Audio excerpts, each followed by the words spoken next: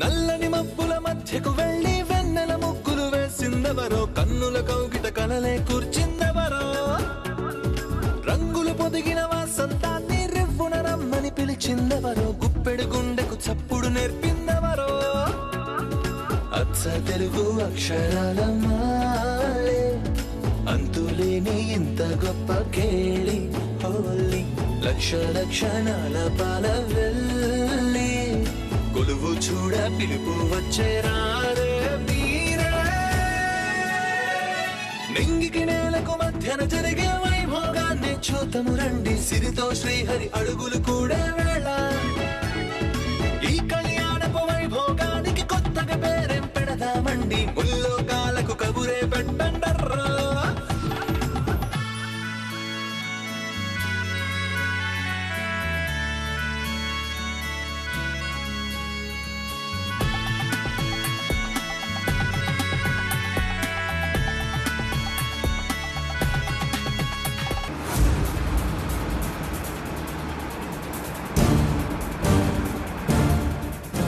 ఏంది చంద్రిక, నిత్యం మన మొక్కం మీద వెళ్ళిపోమ్మన్నదని ఫీల్ అవుతున్నావా?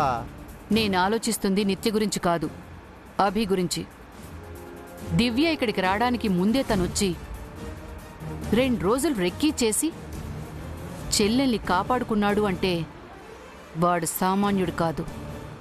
చిన్నప్పుడు కన్న తండ్రి నేడే చెల్లెలపై పడకూడదనుకున్నవాడు ఈ పిచాచి పిన్ని నిత్య నేడా దివ్యపై పండిస్తాడా?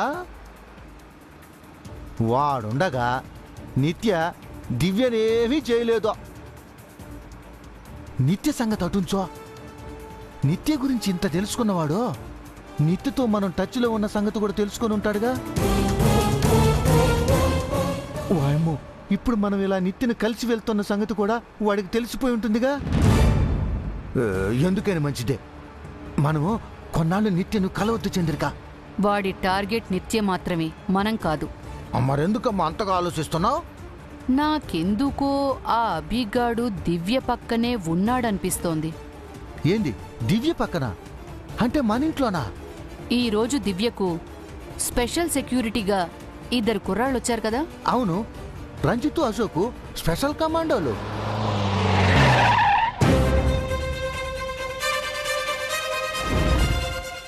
ఆ ఇద్దర్లో ఒకరు అభి ఏమో. ఏంది చంద్రిక నువ్వు చెప్పేదే? వాళ్ళిద్దరినీ చూస్తుంటే నాకు డౌట్గా ఉంది పౌడ్రు. ఇంట్లో అడుగుపెట్టినప్పుడు వాళ్ల చూపుల్ని గమనించావా?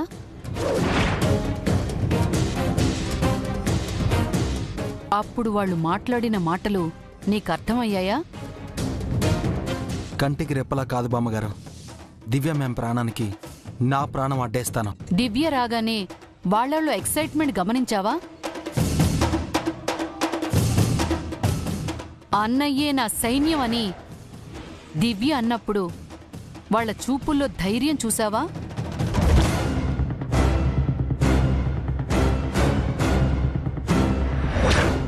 నిజమే చంద్రిక, ఆ ఇద్దరిలో ఒకడు ఖచ్చితంగా అభి అయి ఉంటాడు. వారిలో ఎవరు అభి?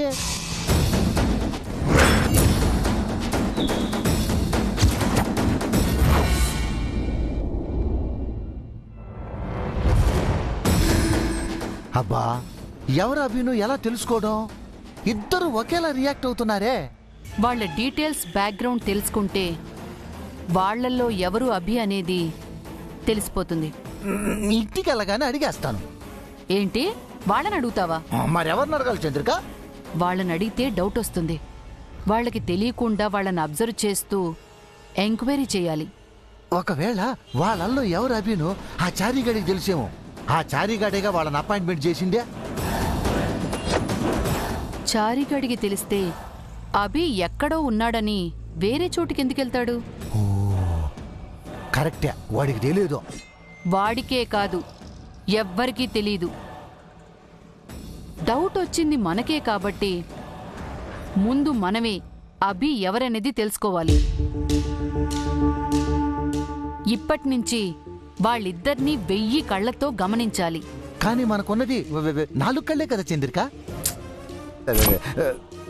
ఓకే ఓకే ఓకే, ఒళ్ళంతా కళ్ళు చేసుకొని చూడమంటావు అంతేగా?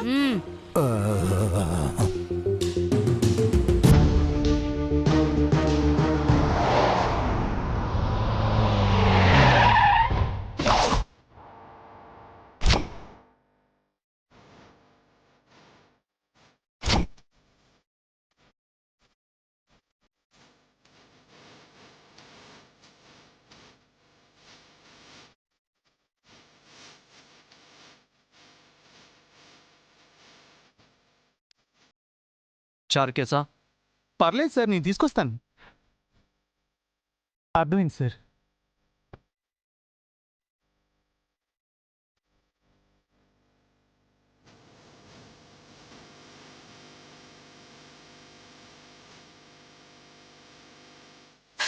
అమ్మా, అబ్బా, అమ్మా.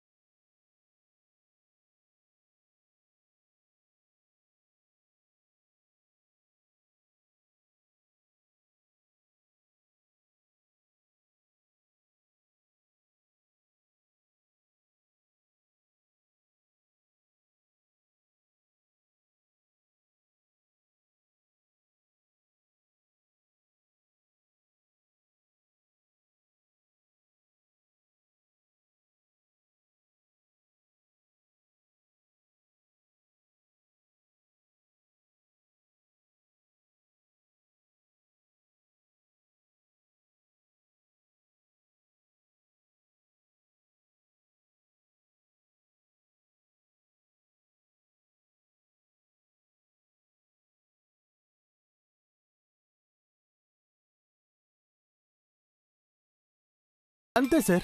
అలా బెదిరించి భయపెట్టి నోరు నొక్కేసి బయట చేసినట్టే ఇంట్లో చేయడం కుదరదని చెప్పు చారుకేశా. నేను బయట మాత్రమే చారుకేసుకి బాస్ని, ఇంట్లో ఫ్రెండ్. అవును మేడం. తను తానా అంటే తందానా అనడం బాగా అలవాటైపోయింది నీకు. ఓ, అసలే ఆకలిగా ఉందంటున్నావు.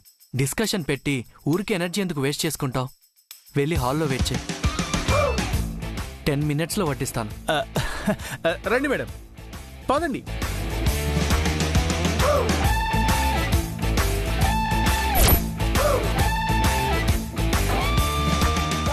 మీరు నిజంగా అదృష్టవంతులు మేడం.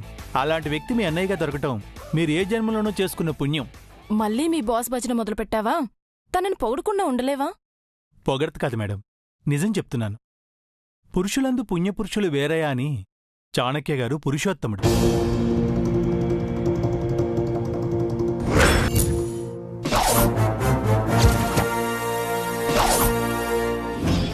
గంట క్రితం కోట్లు విలువ చేసే ల్యాండ్ డీల్లో కలెక్టర్, ఎమ్మెల్యే, మినిస్టర్ లాంటి పవర్ఫుల్ పర్సనాలిటీని గడగడలాడించిన మనిషి.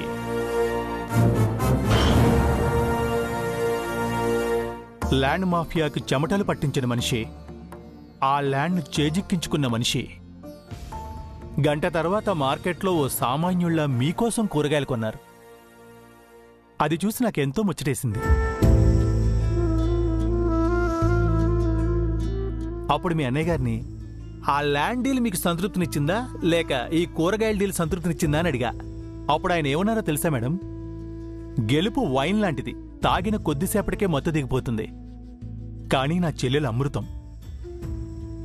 నన్ను జీవితాంతం సంతోషంగా బ్రతికిస్తుంది అన్నారు.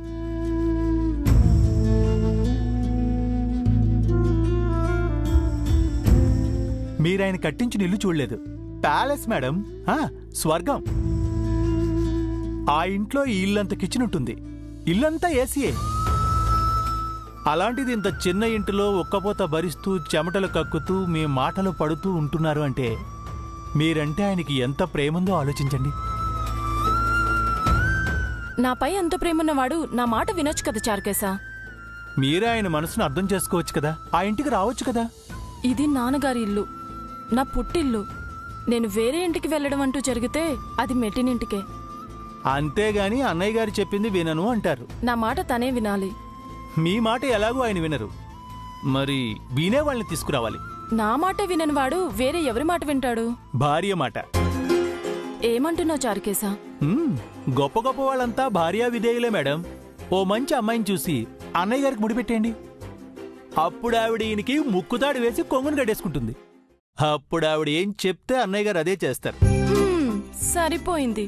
తను పోగొట్టుకున్న రాజ్యాలన్నీ గెలిచి రామరాజ్యం స్థాపించి చక్రవర్తి అయ్యే వరకు పెళ్లి చేసుకోనని, ఆడపిల్లల వంక కన్నెత్తైనా చూడనని భీష్మించు కూర్చున్న ఆ బ్రహ్మచారికి పెళ్లి చేయడం ఆ బ్రహ్మ రుద్రాదుల వల్ల కూడా కాదు.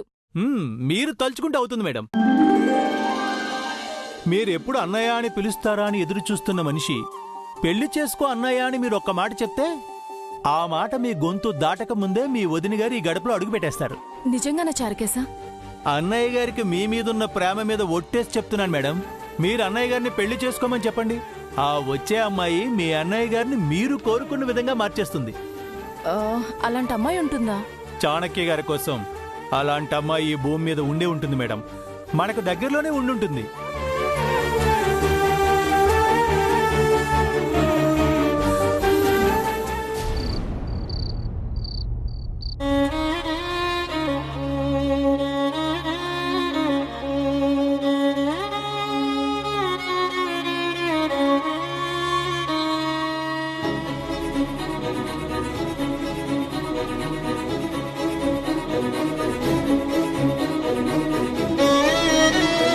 తప్పు చేస్తుంది నేను కదమ్మా, నువ్వు దివ్య తప్పు చేస్తున్నారు.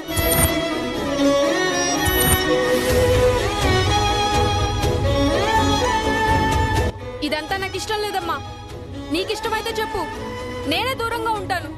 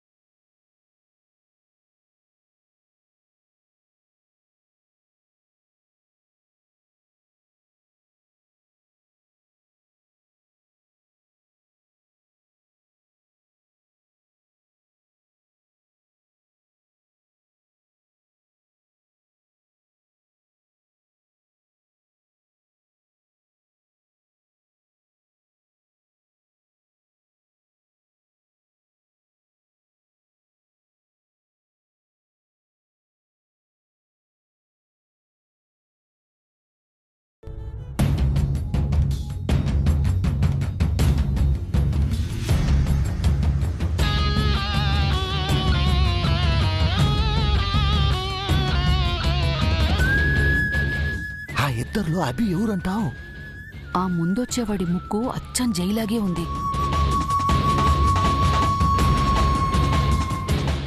ఆ వెనకొచ్చేవాడి కళ్ళు సేమ్ టు సేమ్ మంగ కళ్ళలాగానే ఉన్నాయి. ఇదిగో ఆ ముందోడి నడక చూసావా? చెయ్యి నడిచినట్టే ఉంది. వెనకోడు చూసే చూపులు చిన్నప్పుడు అభి చూపులాగానే ఉన్నాయి. ఏమిటండి ఇద్దరు తెగ చెవులు కొరికేసుకుంటున్నారు? నువ్వు కూడా రారా, నీ బుగ్గలు కొరుక్కొని తింటాం. మీరు మంచి ఈటర్స్ మాత్రమే అనుకున్నాను. మ్యాను ఈటర్స్ కూడానా?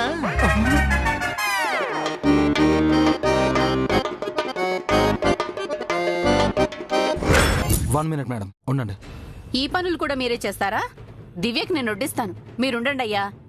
మ్యామ్ తినడానికి ముందు నేను టేస్ట్ చేయాలి మేడం.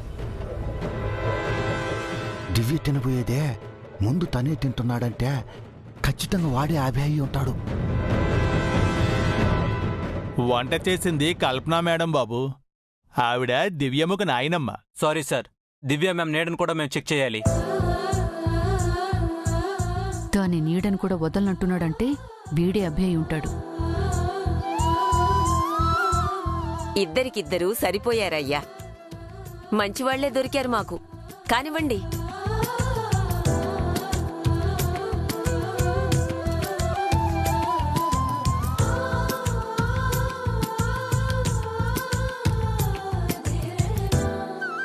యా, తినొచ్చు మేడం.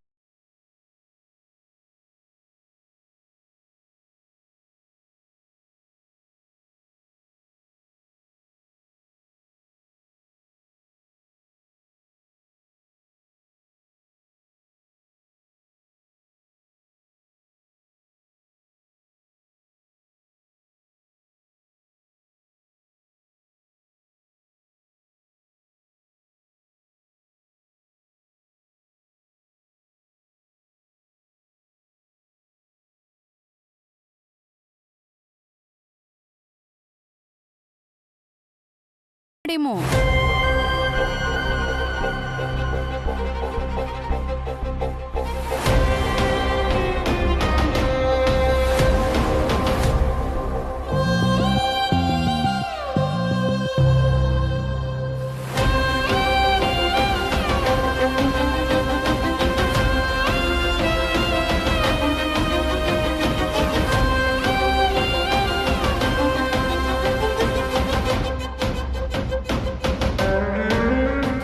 ఏంది చంద్రిక, నువ్వు గాల్లో బాణం వేసినా వాళ్ళిద్దరిలో ఎలాంటి చలనం లేదో?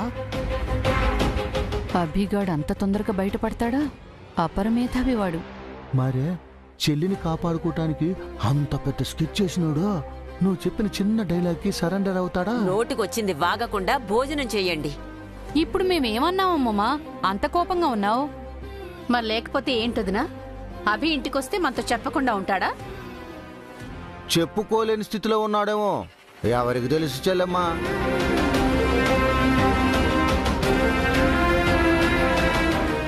అభి దివ్య పుట్టినరోజు నాడు వస్తాడు. ఇక ఆ విషయాలు వదిలేసి భోంచేయండి.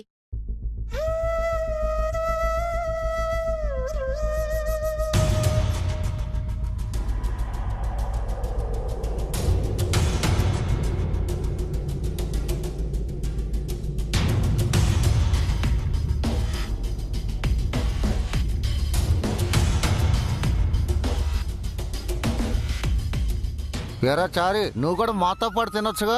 వద్దండి, ఇంటికి వెళ్ళి మా ఆవిడ మా సుపుత్రుడితో కలిసి తింటానండి.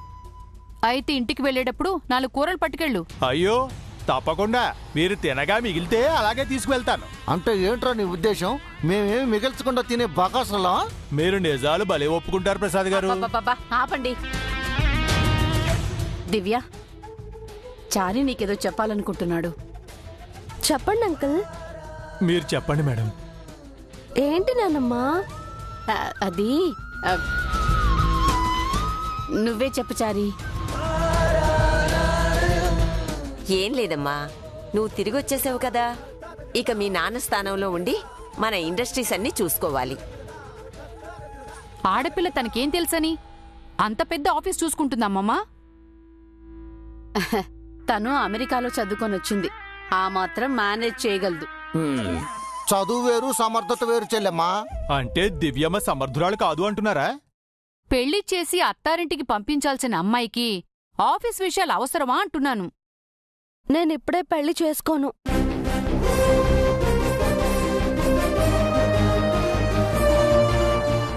అయినా ఏదో రోజు పెళ్లి చేసుకుని మెట్టినింటికి వెళ్ళిపోయేదానివే కదమ్మా. ఈ జంజాటం అంతా నీకెందుకో? అలా అని కాదు, కానీ అన్నయ్య వచ్చాక నిర్ణయం తీసుకుంటాను. నువ్వు సమర్థురాలిగా తిరిగి రావాలనే మీ అమ్మమ్మ నిన్ను అమెరికా పంపించి చదివించిందమ్మా. అన్నయ్య వచ్చేంత వరకు ఆగాల్సిన అవసరం లేదు. వచ్చాక వాడు కూడా నీకు తోడుగా ఉంటాడు. అవును దివ్యమ్మ, నువ్వు వెంటనే పగ్గాలు చేతిలోకి తీసుకోవాలి. ఎందుకంటే ఈ మధ్య చాణక్య అనే ఒక యంగ్ బిజినెస్ మెన్ చాలా తక్కువ టైంలో నెంబర్ 1 పొజిషన్ వైపు దూసుకుపోతున్నాడు. ఏదో దండయాత్ర చేస్తున్నట్టు తనకు అడ్డొచ్చిన ప్రతి కంపెనీని కొనేస్తున్నాడు. ఏదో ఇన్నాళ్ళు మేము అలా నెట్టుకుంటూ వచ్చాం. ఇప్పుడు తన కన్ను మన ఇండస్ట్రీస్ పై కూడా పడేలా ఉంది. తనని ఎదుర్కోవాలి అంటే నువ్వే కరెక్ట్ అమ్మా. ఏంట్రా కరెక్ట్? నిన్న కాక మొన్న వచ్చిన అమ్మాయికి మన ఇండస్ట్రీస్ గురించి ఏం తెలుసని కరెక్ట్ అంటున్నావు? అసలు మనకి ఎన్ని ఇండస్ట్రీస్ ఉన్నాయో ఏమైనా తెలుసా తనకి? మన హెడ్ ఆఫీస్ ఎక్కడుందో తెలుసా? Road number 45, Banjara Hills, plot number 10094. ఏంటి? మన హెడ్ ఆఫీస్ అండి. Jayasurya textiles, Jayasurya pharma, Jayasurya cotton mills, Jayasurya sugar mills, Jayasurya constructions, Jayasurya infrastructures. ఇదేంటి? మన ఇండస్ట్రీస్ 17,000. మొత్తం మన ఎంప్లాయీస్ 1,500 acres. దేవీపురంలో మనకున్న పొలాలు 30,000. మన షేర్ వాల్యూస్ 9.7 crores. మంత్లీ మనం ఎంప్లాయీస్ కి ఇస్తున్న శాలరీస్